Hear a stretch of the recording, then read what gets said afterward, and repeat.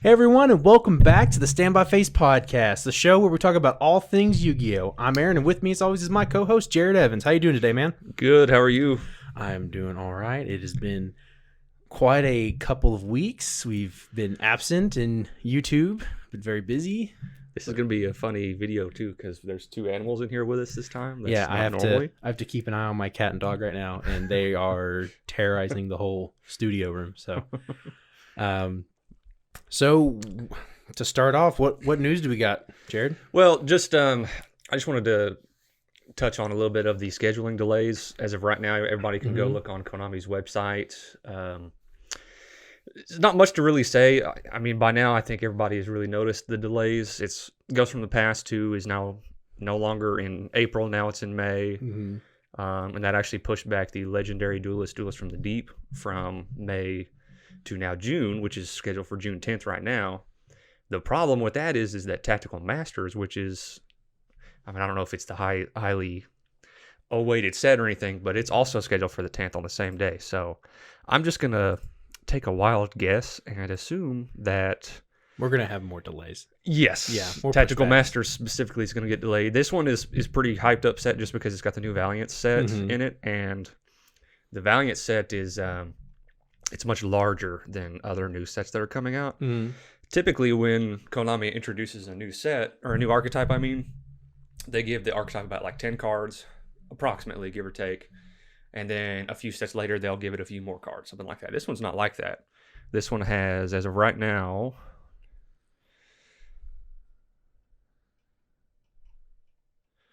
uh, 12 cards announced so far. Oh, it also has the Mr. Rune set in it too. So, and Mr. Rune Sky Striker is apparently a thing on EDO right now. So, anyways, so yeah, just to move on, keep things going. There's not much else to say other than the world is pretty crazy right now, and I'm gonna assume a lot more delays are coming. Yeah, So that's kind of all the big news we got right now. But today we wanted to discuss one of the new archetypes that is coming up. Which one are we talking about today? So let's start with Scareclaw. And actually, I say that, and I have Therions pulled up. So here's Scareclaw. Give me one quick second here. Thanks to Yu-Gi-Oh! News, TCG for the images. Got to make sure we credit the source. Okay, so the two sets that are coming out next are Scareclaw and Therions. They're coming in the Dimension Force set. Today we're just going to go over the new Scareclaw stuff. Yeah, so I want to just focus on Scareclaw with this one. I guess we'll just go ahead and jump into it then. So the first monster we have pulled up here. Why? Wrong There we button. go. Okay, so Scareclaw Trich Heart? Is it a play on words of like lich and trick? Sure. I don't know. Anyways, Link 3, Dark, Beast Warrior. Yeah, so this is going to be the key to the entire strategy is to get this guy on the field. I wanted to go over card by card first, and then I've got a couple ideas with the archetype, and I've seen a couple of decks that are running it and stuff. So Yeah. So this is the main hello. guy. This is Loki. This is our new third. Yeah. Okay, come on, man. Loki, how do you feel about Scareclaw? If there's anybody that's got an opinion, it's got to be you on that archetype. Jesus, ow. That was not a good idea to throw him on your shoulder. I wasn't trying to. Okay. I'm sure this is going to happen again. There's another dog. There's a dog under my feet. So, anyway, so the entire archetype hinges around this guy right here. He is a generic Link 3. You do have to have 3 effect monsters, though, so you can't Link climb into him, which kind of sucks. And he must be Link summoned. He can't be summoned any other way. Correct. So he's a walking floodgate with 3,000 attack. What? I'm sorry, guys. He's getting into something. Keep going, Jared. Yeah, so he's a walking floodgate with 3,000 attack. All face-up monsters on the field are changed to defense position. and then he is unaffected by the activated effects from defense position monsters. Cool. So a thing to remember is he's going to change all of your monsters to defense also. Now, the Scareclaws have a little workaround to where their effects work for him, but my opponent's is not going to, for example. So it's pretty cool that we have a generic Link 3 Floodgate. Mm-hmm. The question is how well is the archetype going to mesh with other decks? Mm-hmm. Because as far as this guy goes and the artwork of all the other cards I've seen, I'm really intrigued by it. I was hoping it was going to be better. You know, a big contender in the meta, but I'm not too sure about it. No, his third effect is he is a good extender also. So primarily when he's summoned, he can bring back one level 3 Scareclaw monster from your graveyard and special summon it. But I mean, he does lock you into Scareclaws when he does that. But I mean, obviously, if you're running just him in your deck and nothing else, then I mean, you don't have to worry about that, of course. So Yeah. let me get into the other cards and I'll show you how their strategy works. So right off the bat, Vizos Starfrost, however you say this guy's name, this girl's name, I don't know. Staffrost. Sure. The problem with this one, right off the bat, is it does not have Scareclaw in its name. So, oh yeah, I don't know what they're thinking. I mean, I guess they think the archetype would be too good if the main monster didn't have Scareclaw in its name too. Mm-hmm. I don't know, but that's screw up number one. So if this card is in your hand, you can target one monster you control with a different type and attribute, destroy it, and if you do, special summon this card. Mm-hmm. When this card destroys an opponent's monster by battle, you can make this card gain attack to half of the destroyed monster's original attack, or defense, whichever is higher.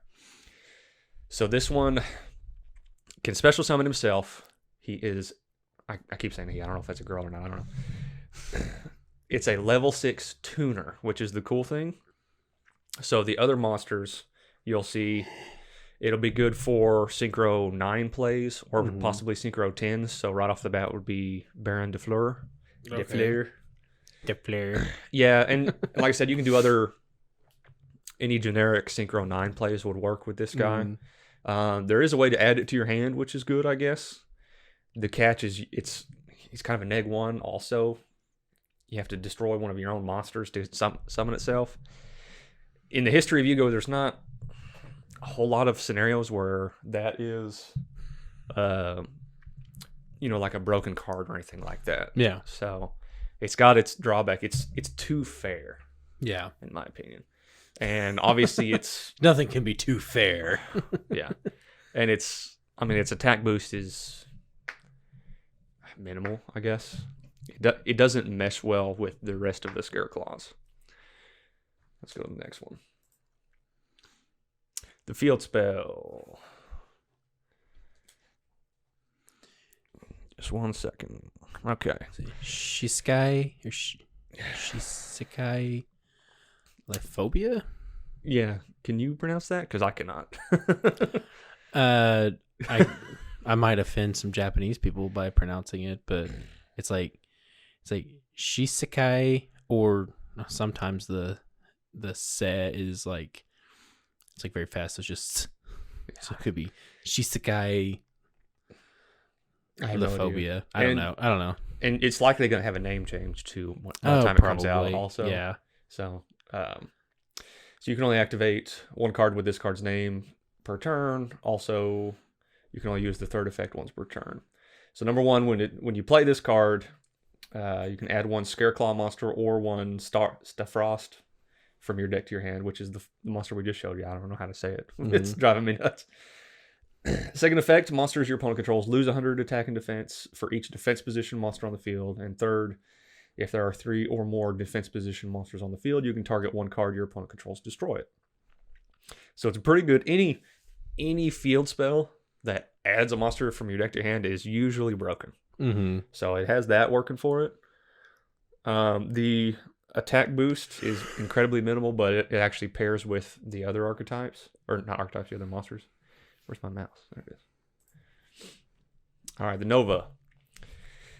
You can only use the second effect of this card's name once per turn. First effect, target one Scareclaw monster or one Starfrost in your graveyard, special summon it in defense position. So, for comparison, for those that play Dragon Link, the quick launch spell card, it's not once per turn, just like this. So in other words, if you have open 3 of these in your hand, you can use all 3 of these to summon a Scareclaw from your graveyard. This one's once per turn. You can only use the second effect of this card's name once per turn. Its first effect is not. Oh, yeah, I read it wrong. I thought it was saying you can only use these 2 effects. Yeah, no, okay. So quick launch is still better because it special summons from the deck, but this is still pretty badass. So turn 2, obviously if you have you draw this, or if you've held one of these in your hand or something like that, it's going to be a good extender. Second effect, if a Scareclaw Link monster you control will be destroyed by battle or card effect, you can banish this card from your graveyard. So once per turn, obviously you're going to protect your big guy. You're not going to protect one of your smaller guys or anything like that. So it's got some pretty good extenders. All right, Astra, level 3 Earth Beast. You can special summon with this card's name once per turn. You can special summon this card from your hand to your main monster zone in a column, a Scareclaw monster you control, or its adjacent columns. So in other words, if you have a Scareclaw monster on the field, you can special summon it to both columns next to it, either side. Yeah. So if you open a hand of 3 Scareclaw monsters, normal summon 1, special summon the other 2, link up into the big guy. That's big. Okay, yeah. So second effect, while you control a defense position Scareclaw monsters you control in the extra monster zone can attack a number of times each battle phase up to the number of defense position Scareclaw monsters with different names. So that kind of opens up the big picture of the OTK strategy that this is. My first thoughts are this is going to be a going second type strategy, because you summon your big guy, you can attack multiple times, and each of the Scareclaw monsters are going to have an effect based on the other Scareclaws that you have in defense. So this guy's effect is the exact same. You can special summon itself to a column the Link monster is in, a Scareclaw Link monster, or an adjacent column another Scareclaw monster is in. Veronia. Yeah. You gotta say his name. I don't think people can read the screen from here. Good point. The names are so hard. Scareclaw Veronia. Looks like a wolf with laser beams. with laser beams. But he's got a muzzle on. Yeah. Come on, take the muzzle off the poor guy. Give me a break. So this guy, if you have a Scareclaw monster in your extra monster zone, if it attacks a defense position, monster inflict piercing battle damage. So you see how it's working. You can attack multiple times. This is Margot. This is the 4th. Yeah. She likes to lick faces, so don't. All right. Get down. So before I was interrupted there, you can... So let's say you got 3 Scareclaws. You can attack with your Link monster 3 times and inflict piercing damage on all 3 of them. So, Margot, do you want some freaking laser beams? Margot, what is your opinion on the Scareclaw archetype? No? Yeah? Okay. Don't lick the mic either. All right. You're going to have to get down. I'm sorry. I love you, but I'm sorry. Sit. All right. Let's move on. Akroa. Scareclaw Akroa. Looks like a really buff bat that has arms and hands. He's turning into the Hulk. Yeah. So same effect as the other 2. You can special summon itself. You can only do that once per turn. Special summons to an adjacent column. Blah, blah, blah. So this one's a level 3 Earth Beast with 2,000 defense. Your Scareclaw monsters in the extra monster zone gain 300 attack for each defense position monster. So at best, 900 attack. Yeah. Additional, so he'd be at 3,900 with piercing battle damage. You kind of get the point here. This is like a OTK strategy. If you're going first, you're going to have a problem because this guy's not sending up any interruptions to your opponent. Let's keep going. All right. How do you say that one, Aaron? Reach heart? Rach. I don't know. Whatever. Rachart. Recart. The level 4 Dark Warrior. You can only special summon with the first procedure of this card's name once per turn. Also, you can only use the second effect once per turn. So at least this guy's got Scareclaw in its name. Level 4 Dark Warrior. If this card's normal or special summon, you can add a Scareclaw spell or trap from your deck to your hand. Then if there are 3 or more defense position monsters on the field, you can draw a card. Now, here's the problem. The field spell, which would be arguably the best card to search. I mean, obviously the Nova is what you're going to search every time with this guy, but the field spell doesn't have Scareclaw in its name. So, oh yeah, again, like this archetype is a little too fair for your opponent. I mean, if you could search either the field spell and or the Nova, it'd be so much better. You do have to normal summon this guy though. There's not. I mean, I guess if you special summon this guy from the graveyard, yeah, you could get his effect that way, but there's not a good way to. No, I mean, I'm wrong. So would this deck wind up being a better contender for the meta if all of their cards had Scareclaw in the name? It would absolutely help. Yeah. I mean, so I feel like that's for consistency, it would definitely help. You can still special summon this guy. I completely skipped its first effect. So he can special summon himself, which is good, and he's got Scareclaw in his name. I guess with the OTK strategy that the deck wants to use, that's not going to help you really, other than just giving you a Nova to your hand. There are a slash. Hang on, we'll talk about this guy too. And that's the only. Is that it? There are two other cards that we don't have pictures for. Oh, so it's the Scareclaw slash SCLASH. However you say that. Are there images of them online? We just don't have them here. I could not find any. Okay. Well, in post, future Aaron, if you find them, put them right here. So, Scareclaw slash, it's slash. Slash. The hash-slinging slasher. So, the effect is you can only use the second effect of this card's name once per turn. Once per turn, you can target one Scareclaw monster or one Stafrost you control. This turn, it can attack while in face-up defense position. So, the problem with that is, other than the first guy, the Stafrost, it's the only one that you want to attack with. Everybody else, 0 attack, 0 attack, 0 attack. So that don't do anything. If it does... Oh, okay, you can actually use its defense as attack points. I'm sorry, I should have read the whole thing. So, 1,300, 1,700, and 2,000. 2,100 on that guy. Okay, when your opponent activates a card or effect while you control a Scareclaw monster in your extra monster zone, you can send this face-up card from your spell and trap card zone to the graveyard and negate that effect. So it does offer you protection. It is a continuous trap. So you could theoretically search this trap from this guy right here, but I just think that unless your hand already has the Scareclaw Nova, you would never search the trap. You would always search the Nova instead of. So it's a pretty good trap card. It's just I can't imagine it being more than a one of in the deck. Mm-hmm. Second trap card. This trap is garbage. It's called Scareclaw Alternative. Alternative. You can only use the second effect of this card's name once per turn. Tribute 3 Scareclaw monsters. Your opponent can only summon monsters in defense position for the rest of this turn. Okay. During your turn, you can banish this card from your graveyard, inflict 100 damage to your opponent for each defense position monster. Completely garbage. Nobody will play that. Yeah. That's going to be a common.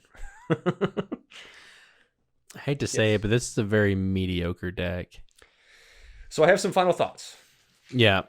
I still believe that the archetype is a blind going second deck. So you should be running, power spell cards or cards like Nibiru, Drolan Locks, obviously Dark Ruler No More.